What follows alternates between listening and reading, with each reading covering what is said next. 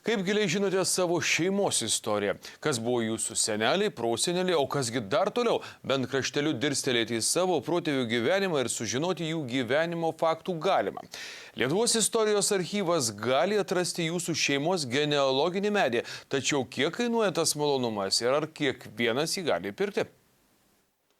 Ar jūs žinot savo šeimos genealoginį medį? Aš irgi nežinau. Kaip tik todėl susiradau močiutės išsaugotus prosenelių pasus, susirašiau kitą informaciją, ką žinau apie savo prosenelius ir atėjau į Lietuvos valstybės istorijos archyvą. Labą dieną. Labą dieną. Tai norėčiau, ką nors sužinoti. Labai gerai pasiruošusi.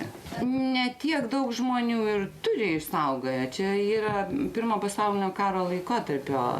Tie vokiečių valdžios išduoti pasai, tai praktiškai dauguma tai ir yra pirmieji tie pasai. Norintieji atsekti savo šaknis turi pateikti kuo daugiau informacijos. Todėl prieš ateinant į archyvą dėrėtų įsiklausinėti savo gyvų vyresniųjų giminaičių. Išlikę seni dokumentai taip pat labai padeda paieškai. Būtinai kada gimė senelis, data, būtinai bažnyčia, kurioje jisai buvo krikštytas.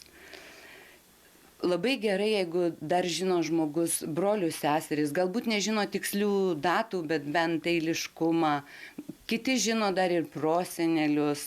Kuo daugiau informacijos apie išėjusiuosius anapilin, tuo didesnė tikimybė, kad archyve bus rasta duomenų apie jūsų šeimą, o ne apie bendravardžius ir bendrapavardžius. Mat anksčiau dažnai pasitaikydavo, kad viename ar kitame regione tam tikros pavardės buvo labai paplitusios, o duomenys išlikę senose bažnytinėse knygose. Mat juose buvo fiksuojamas ir gimimas, krikštynos, vestuvės ir mirtis.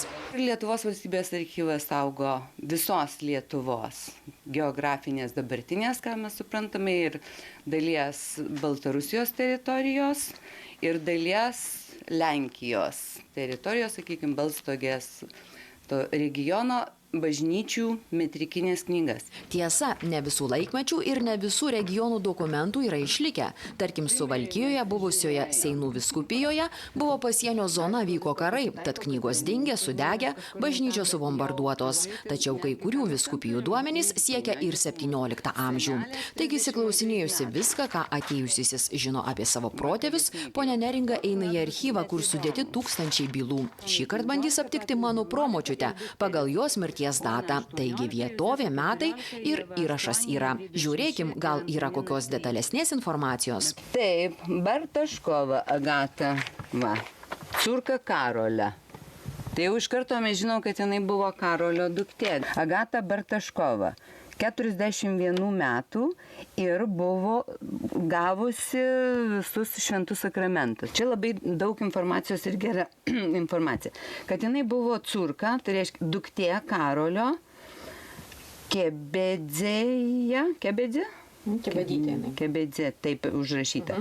Nes pavardžių iškraipimas kartais būna, mes tikrinamės pagal žodynus, kokia iš tikro ta pavardė yra. Ir Kristinos Rimšaitės. Kaip matome, įrašydami į knygą žmogui mirus, kunigai surašydavo kur kas daugiau informacijos. Pagal ją archyvo darbuotojai ir seka toliau. Kiek trunka viso genealoginio medžio paieška, tiksliai nusakyti esą sudėtinga. Daug kas priklauso nuo to, kokia buvo jūsų šeima. Jeigu šeima paprasta valstietiška, jinai ten gyveno per amžius vienoj gryčioj, dirbo žemę savo, tuose pačiuose kapeliuose laidojosi, tai visas taip maždaug per 2 savaitės vieną šeimą galima padaryti. Tačiau retai pasitaiko, kad niekas kur kitur nepersikeltų. Tada paieška užtrunka. Neretai dokumentuose pasitaiko ir klaidų, kad ir užrašant pavardę.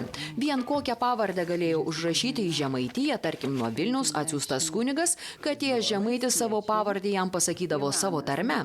Tačiau pasitaiko ir didesnių klaidų. Esą iki šiol, poniai Neringai, prieš akis stovi viena dokumentų ieškojusi močiutė.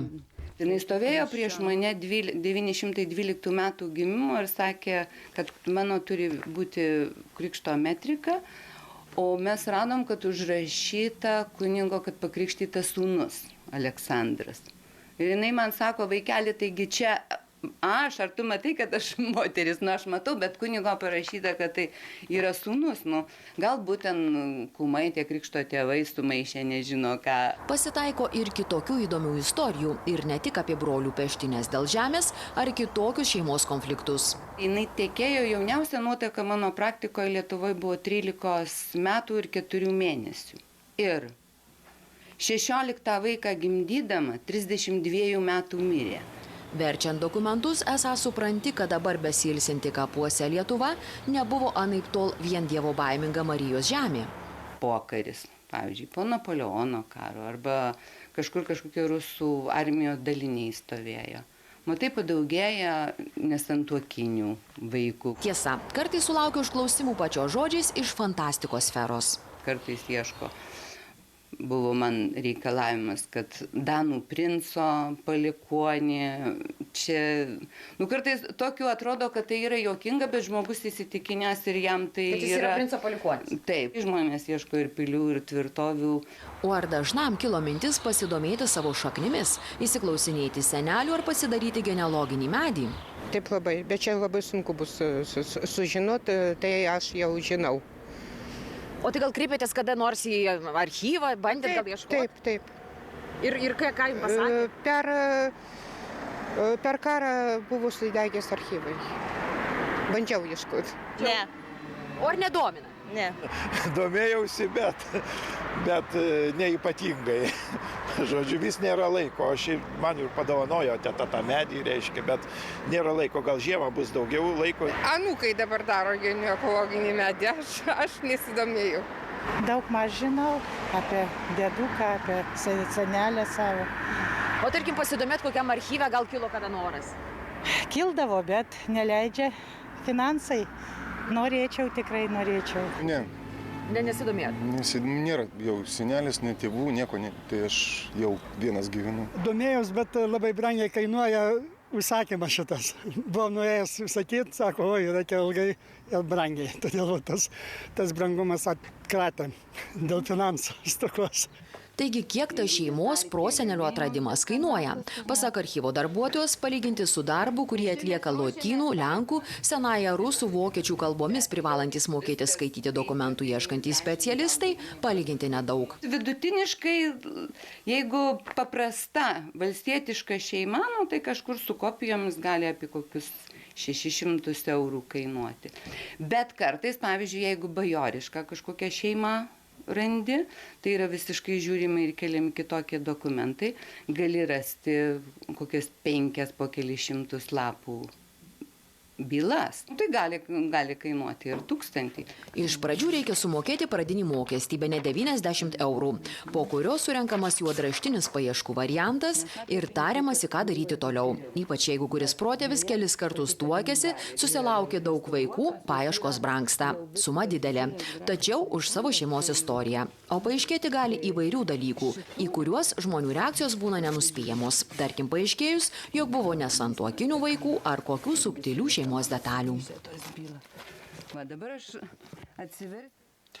Britai vis nenustoja švęsti karalienės Elžbietos II gimtadienio renginiai.